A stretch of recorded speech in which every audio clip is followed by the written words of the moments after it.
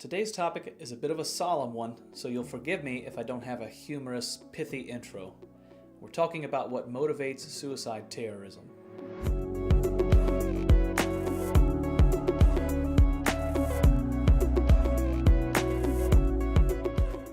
Thanks for watching No King But Christ. I'm Adam Graham. There are few more polarizing terms, concepts more emotionally and viscerally motivating than that of terrorism. And even more evocative, though, is the practice of suicide terrorism, often more bold and destructive than traditional terrorism, like sending letters laced with anthrax, package bombs, or booby traps, for instance. The very act of suicide terror attracts far more attention and concern. The vast majority of security and the function and flow of our everyday lives simply assumes that self-preservation is the ultimate influencing factor in whether one commits violence against others. And when one is willing to forego any concern for their own well-being, almost no amount of precaution is sufficient or feasible to protect against it. So what then would motivate someone to go to such lengths to commit acts of suicide terror? The blanket answer for many Americans is Islam. Since most, if not all, occurrences of suicide terror that the average American is aware of have been committed by seemingly dedicated Muslims, it is a simple conclusion to draw. And because these acts typically result in no living suspects, it is impossible to find out after the fact what their motivations were. But is this conclusion born from the data? Or is it a convenient myth that misses a much more profound truth about the reasoning behind acts of suicide terror? What can the data tell us? Fortunately, we do have tools with which to study suicide terror. One important tool is statistical analysis. It's a simple enough task to compile lists of occurrences of suicide terror and an equally simple, though more time-consuming task to compare them with each other to see what, if any, trends can be observed within the data. One particular effort of great note is the work of Robert Pape. Through analyzing suicide terror from the early 80s through 2003, Pape was able to bring clarity to the phenomenon that is suicide terror through categorizing its sources, motivations, and the environment in which it was born and committed. His conclusions are extremely important and, not surprisingly, mesh well with libertarian philosophy. The strategic factors that contribute to suicide terror. A familiar refrain can often be heard within libertarian circles when discussing issues of foreign policy, humanitarian interventionism, and terrorism, and that is the concept of blowback. Libertarians are often rebutted by those who either favor particular military or interventionary action worldwide, or by those who are thoroughly committed to the concept of Islam as an always violent, always backward force behind most, if not all, violence between Muslims and the West. But some interesting yet not surprising trends begin to show themselves in the data upon analysis. Those trends distill into a conclusion that goes something like this: that the purpose of suicide terror is to influence democratic targets to cease occupation of their national homeland. And that conclusion is certainly a rather pregnant one and requires some further breakdown. Why democracies? Let us first consider the targeting of democracies. Pape lists some general patterns that are found across suicide terror during the studied time period, one of which is the matter of target selection. Pape summarizes this trend, stating that all suicide terrorist campaigns in the last 2 decades have been aimed at democracies. Upon some reflection, it is not too difficult to understand why this might be the case. While libertarians are skeptical that democratic forms of government do a good job of reflecting the actual will and representation of the people, this is certainly the common assumption. Democracies and their actions are perceived as acting on behalf of and with the approval of those they represent. And while it may in reality be much more difficult to sway political leaders' opinions, public support for state actions are still important for political success and re-election.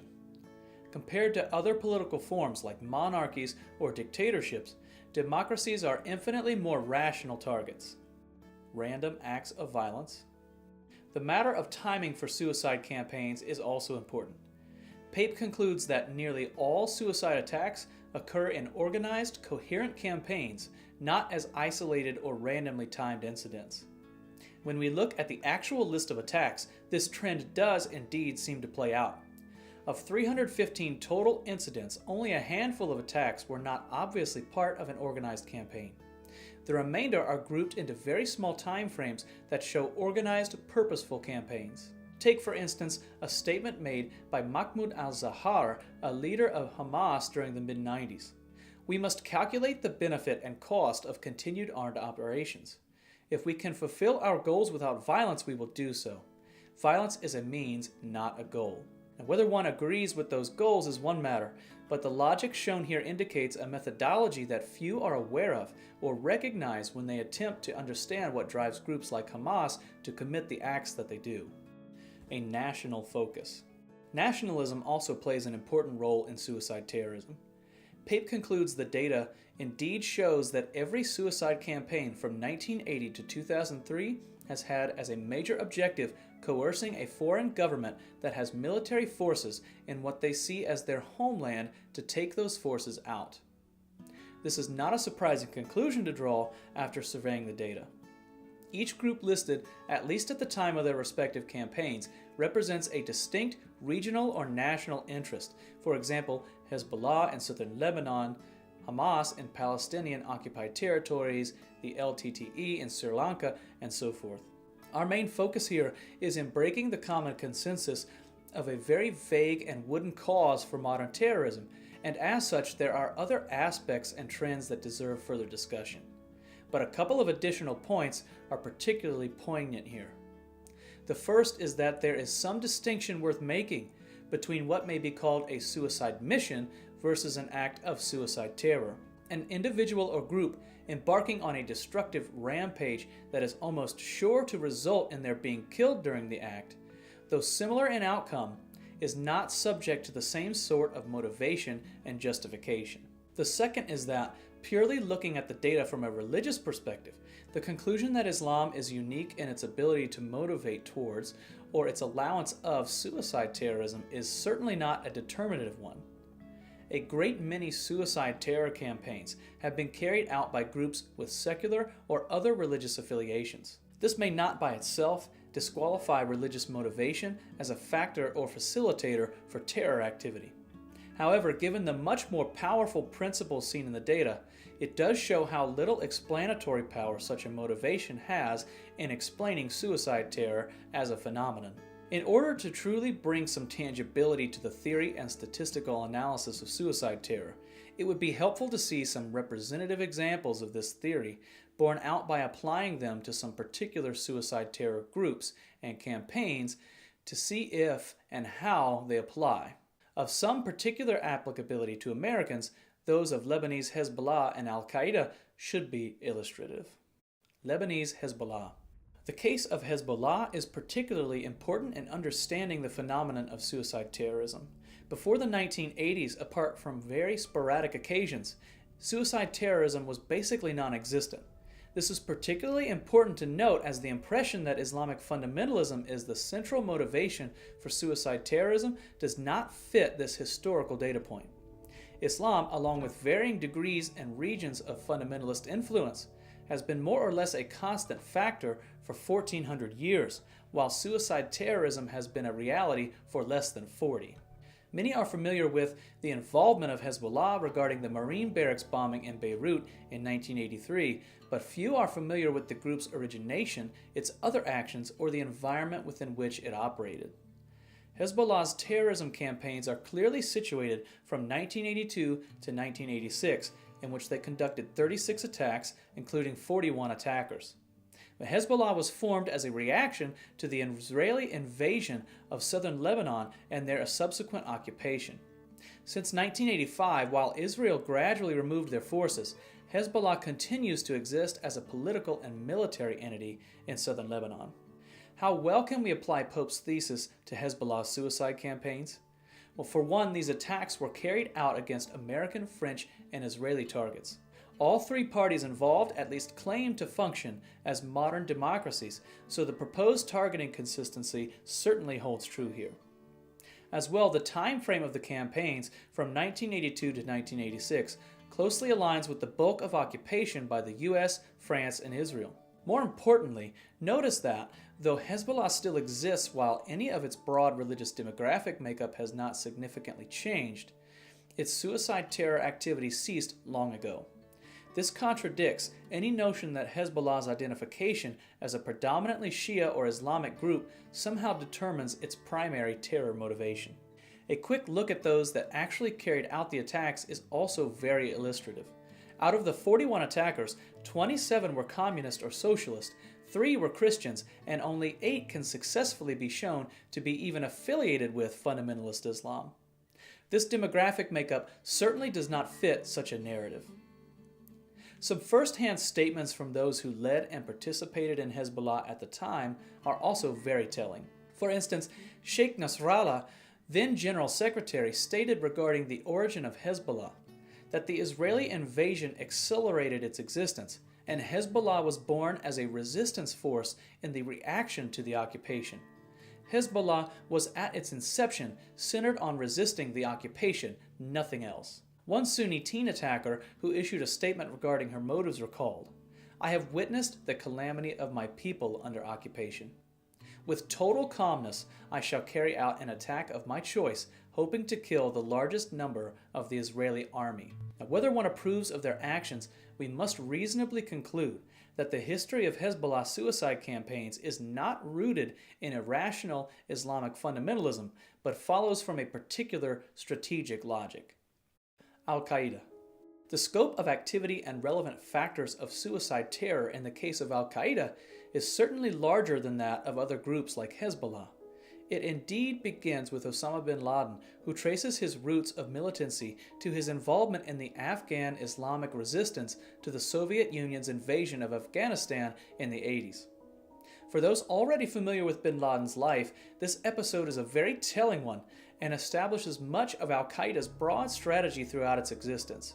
The example set by Hezbollah in Lebanon, that of successful concessions gained by suicide terror, along with the example in Afghanistan of guerrilla resistance successfully forcing the withdrawal of a global superpower, provided much of the strategic undergirding behind Al-Qaeda's actions. Al-Qaeda's root of existence dates to the establishment of U.S. military bases within Saudi Arabia, and their use as launching points for various Middle Eastern operations, such as Operation Desert Storm and its enforcement of sanctions against Iraq in the 90s. These reasons have always been clear and explicit. For instance, bin Laden clearly stated 3 such factors in his 1998 declaration of war against Jews and Crusaders. In short, the first, that the United States has been occupying the lands of Islam in the holiest of places, the Arabian Peninsula. The second, that despite the great devastation inflicted on the Iraqi people by the Crusader-Zionist alliance, and despite the huge number of those killed, which has exceeded 1 million, the Americans are once again trying to repeat the horrific massacres. And third, their eagerness to destroy Iraq and their endeavor to fragment all the states of the region into paper statelets. Bin Laden's reasoning clearly hits upon many of the factors that we have theorized explains the phenomenon of suicide terror. The occupation by the U.S. of nations such as Saudi Arabia, Iraq, and their alliance with Israel in much of the same is front and center. The U.S. and Israel also qualify as democracies for the sake of this argument. And while the rhetoric and statements issued by bin Laden are perhaps more suffused with apparent religious terminology and themes, the core reasoning is rational and factual. Now, there are some interesting departures from other, simpler examples present in this case. For one, Al-Qaeda as a group represents a larger identity than one singular region or nationality, a transnational group, if you will. However, there are sufficient factors to help root this reality back to the core theoretical explanation. As noted above, the emphasis on national identity within the motivations behind its declaration of hostilities is apparent, with its explicit mention of Saudi Arabia, Iraq, Lebanon, Syria, etc. As well, Islamic fundamentalism does play a larger role, at least in Al-Qaeda's demographics of recruitment. For instance, Al-Qaeda suicide terrorists are 2 times as likely to hail from Muslim countries with Islamic fundamentalist influence compared to those without it. However, that trend pales in comparison to the fact that they are 10 times more likely to come from countries where there is an American military presence, and when those factors are combined, they provide an even greater causal correlation. As Pape suggests, Al-Qaeda is less a transnational network of like-minded ideologues brought together from across the globe than a cross-national military alliance of national liberation movements working together against what they see as a common imperial threat. Additionally, it is interesting to note that, in contrast with Al-Qaeda's Sunni Islamic affiliation, no follower of Iranian or Iraqi Shiism has ever become an Al-Qaeda suicide terrorist. A thorough explanation of the differences between types of Islamic affiliation and influence is not in scope here. Al-Qaeda certainly represents a more enigmatic case when compared to more singular, simplified groups, and the particular influence of Salafist or Wahhabist Sunni Islam is certainly a factor in at least providing cohesion and a broader coalition of otherwise disparate groups. But when it comes to actual suicide terror activity and its justification, common perception simply doesn't match reality.